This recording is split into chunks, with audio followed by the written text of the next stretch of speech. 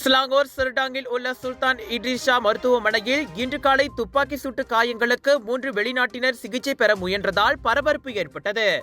அது குறித்து புகார் பெற்றதை செப்பாங் மாவட்ட போலீஸ் தலைவர் துணை ஆணையர் நோர்இசா பஹாமான் உறுதிப்படுத்தியுள்ளார்.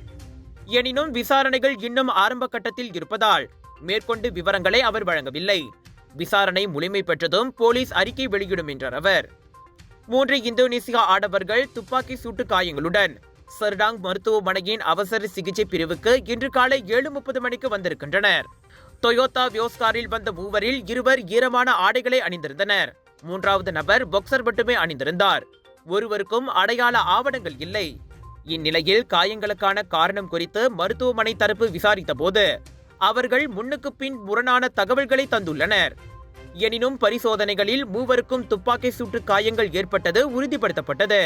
நோயாளிகள் கொடுத்த தகவல்களும் அவர்கள் வந்திறங்கிய விதமும் சந்தேகத்தை ஏற்படுத்தியதால் மருத்துவமனை நிர்வாகம் உடனடியாக போலீசில் புகார் அளித்தது.